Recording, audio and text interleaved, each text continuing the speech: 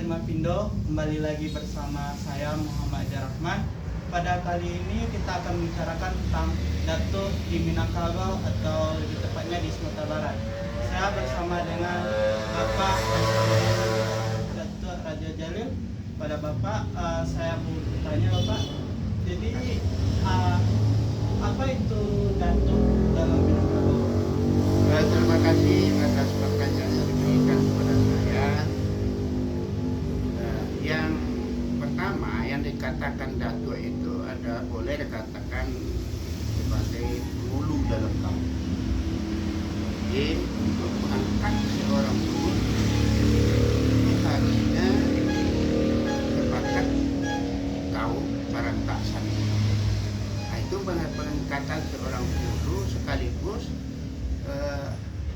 dilewakan atau katakanlah boleh katakan dilewakan di rumah Nanggadang.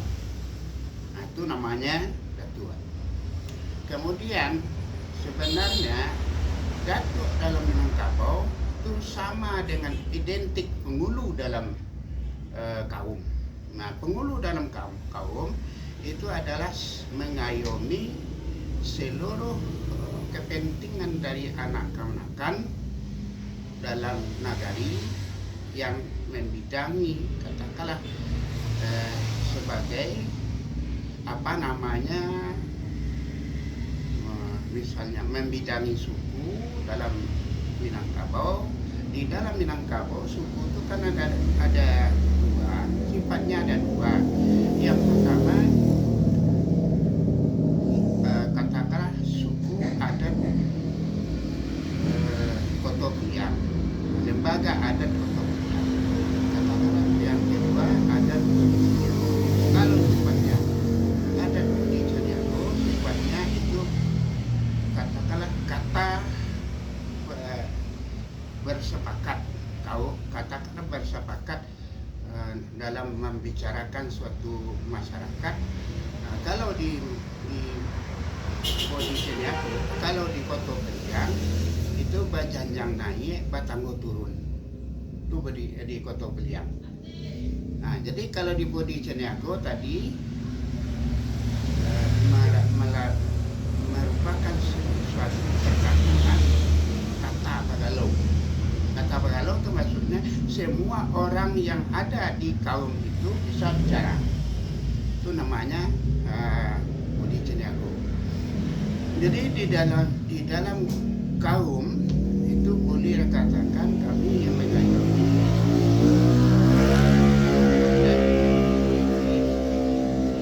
Koto Marapa Air Haji, Kecamatan Lingkosari Beganti, Kabupaten Pesisir Selatan, Sumatera Barat, Minangkabau.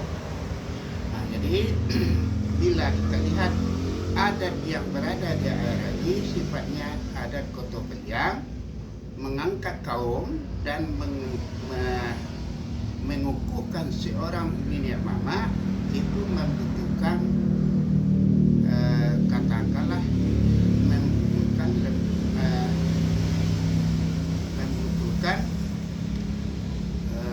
namanya adat buah bakacau. Namanya adat buah bakacau namanya itu. Jadi manusia adat dan melakukan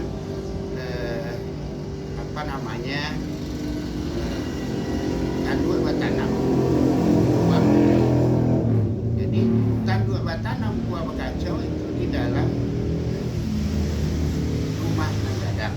Nah, melewatkan suatu nenek mama dari Air Haji itu merupakan di rumah Nanggadang. Rumah Nanggadang dalam kaum. Nah, jadi melewatkan memberitahu kepada orang banyak ia diangkat sebagai seorang nabi. Nah, itu. Kemudian tadi dikatakan bahwa adat Koto Piang daerah ini dikatakan mengayomi beberapa suku. Nah, itu ada suku di situ ada 6. Jadi 6 suku itu pertama adat Koto Piang itu ada 3. Pertama Melayu, yang kedua kampai, yang ketiga panai. Nah, kemudian adat Bodi Ciniago itu ada 3. Nah, kampai bukan Sikumbang, Jambak, Ciniago. Itu adat Kotopiliang, adat Bodi Ciniago. Jadi kalau dilihat dari sini, mengangkat seorang yang lama, boleh dikatakan dia ada sifat kepribadian seorang pemimpin. Nah, jadi seorang pemimpin dalam Minangkabau itu sebenarnya tidak terlepas dari membicarakan kriteria atau kepribadian, atau boleh katakan moral, etika, akhlak dari Nabi Muhammad. Nah, jadi harus dia memiliki moral, etika, akhlak Nabi. Akhlak Nabi itu terdiri dari sidik, tablik, amanah, petanah. Kalau sidik itu benar, kemudian amanah dapat dipercaya, kemudian tablik katakanlah patanah itu bijaksana. Jadi bila dilihat dari segi tugas dan tanggung jawab, itu kalau pengulu itu boleh katakan mengayomi seluruh anak kemanakan yang ada dalam kaum, sekaligus membela dalam kehidupan bernegara. Kemudian yang lain mungkin tidak terlepas membicarakan tentang struktur adat, misalnya hubungan atas bawah, itu sifatnya ada LKAM, Lembaga Adat Kerapatan Adat Nagari dalam alam Minangkabau. Itu bukan boleh katakan itu sifat garis putus-putus, istilahnya garis putus-putus, yang kan itu merupakan adat Selingkah Nagari. Jadi sebelum LKAM itu muncul, itu sudah ada kan di Nagari. Jadi kan itu muncul sekitar tahun 76. Nah, baru kalau adat Selingkah Nagari itu semulai dari Nagari itu ada, sudah ada kan, sudah ada pengulu ya dalam kaum. Jadi itu sebagai tatanan adat Nagari yang ada di Minangkabau. Sebenarnya adat di Minangkabau itu tidak jauh beda, karena mereka saling berhubungan, saling berkomunikasi antara satu dengan lain. Ya. Tadi bicaranya tentang adat. Adat pegangan adat dalam Minangkabau itu apa? Ya, adat Minangkabau itu sebenarnya adat istiadat, adat yang diadatkan, adat yang teradat, adat yang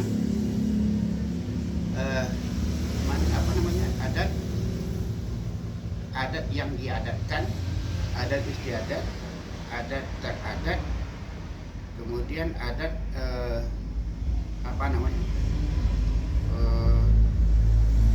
berpanjang namanya itu.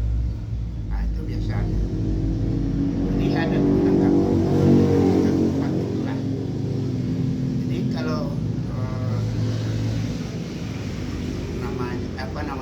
pengulu tadi sebagai tatanan adat dalam Minangkabau merupakan mengayomi sebab anak kemanakan. Di samping mengayomi anak kemanakan, mereka itu memiliki suatu sifat tersendiri dalam kaum. Kembali lagi bicara tentang Dato, Pak. Fungsi Dato sendiri kan mengayomi anak kemanakan. Ada fungsi lainnya? Fungsi lain itu boleh katakan misalnya membela hasil dari pusako. Jadi ada dua sifatnya, ada sako dan pusako. Sako. Kalau sako pusako, kalau sako itu boleh katakan turun dari atas sampai ke bawah. Kemudian pusako ada istilahnya yang bersifat material, kemudian boleh ada yang bersifat non material. Kalau pusako mungkin garis keturunan dari dunia, kalau pusako mungkin adalah hasil dari usaha diri dari diri yang namanya pusako. Kalau sistem keturunan itu menurut kaum ibu atau kaum bapak? Balik itu kalau di Minangkabau tidak bisa. Kalau di Minangkabau itu sifatnya dari dulu sampai hari ini itu dia katakan sifat keturunan dari ibu itu namanya Bundo Kanduang. Jadi Bundo Kanduang sifatnya mengayomi hasil dari rumah gadang itu sendiri. Itu Bundo Kanduang. Jadi bundo dalam suatu kaum itu sifatnya boleh mengawasi seluruh anak kemenakan dalam kaum. Berarti sistemnya matrilineal sifatnya. Menurut kaum ibu. Iya. Gitu. Terus kalau pewarisan kan ada datuk itu gimana? Kan dia lewat dari kaum ibu. Itu namanya dari suku ibu. Berarti dari suku ibu. Dari suku ibu. Berarti bukan dari anak atau berarti kemenakan yang memegang Iya, calon datuk selanjutnya. Jadi calon datuk selanjutnya itu adalah anak kemenakan, bukan dari anak dari datuk itu sendiri. Nah, jadi kalau melewat misalnya pengangkatan datuk itu dia sifatnya ada. Tadi dikatakan yang pertama adat bersalin baju. Yang kedua boleh katakan sebelum patah sudah diganti. Kalau ada salin baju yang sebelumnya meninggal dunia, itu ada salin baju.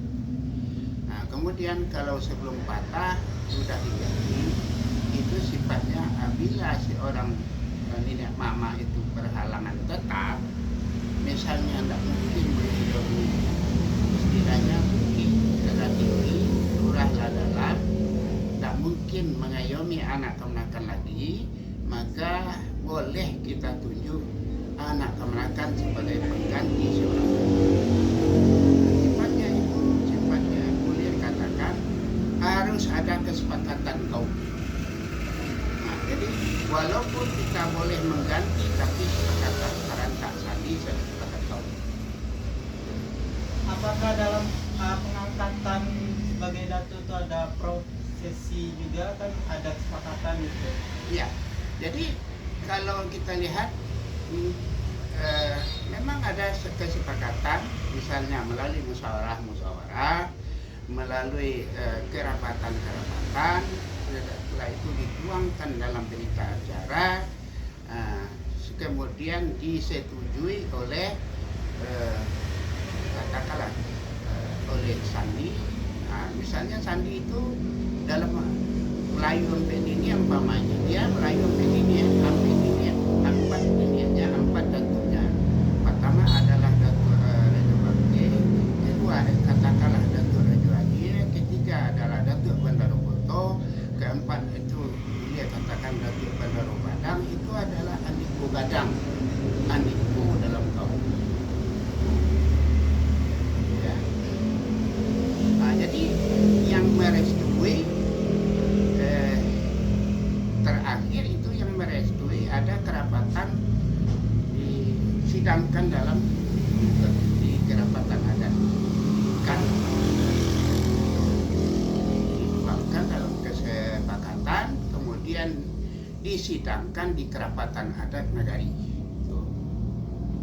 Ya, Berarti prosesinya sangat panjang ya Pak? Iya, memang benar-benar berbulan-bulan, berbulan-bulan untuk menetapkan kesepakatan itu berbulan-bulan. Misalnya saya sudah uzur, saya mungkin tidak bisa menjalani tahun lagi, maka saya sudah siapkan untuk sebagai pengganti. Prosesi itu sudah mulai dari setahun yang lalu sampai hari ini belum juga selesai. Nah, itu prosesnya panjang. Di kerapatan tidak cukup satu kali rapat atau satu kali sidang, tidak cukup. Dia lama itu sidangnya, kemudian dituangkan dalam berita acara. Nah, setelah itu sepakat serentak sandi sepakat kaum, baru dikukuhkan di dalam kaum di rumah Nagadang. Misalnya di dapur Jawi, ditanam buah kacau.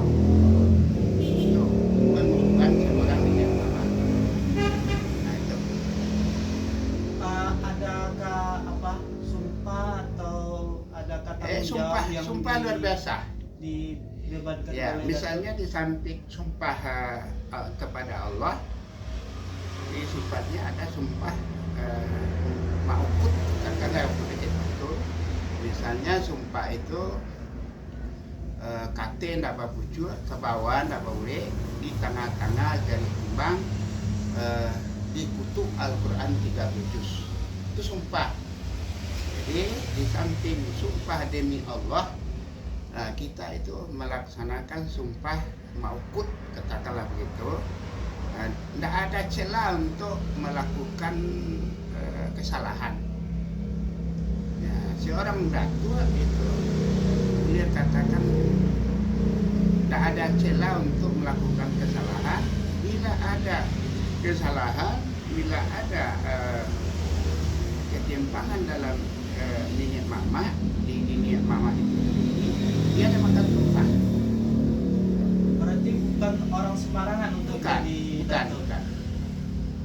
Nah, jadi tidak boleh sembarangan dia. Misalnya kalau datuk atau keluar rumah saja tidak boleh, istilahnya sifatnya pakai anak baju, pakai sarung pendek. Keluar rumah, dia sifatnya boleh katakan ini sebagai contoh dari anak kemenakan. Ya. Itu saja wawancara kita Bapak. Iya, terima kasih. Terima kasih Atas perhatian. bersama dengan Bapak Dr. Andes Basyarudin, Dr. Raja Jalil, dan saya Muhammad Rahman pamit undur diri.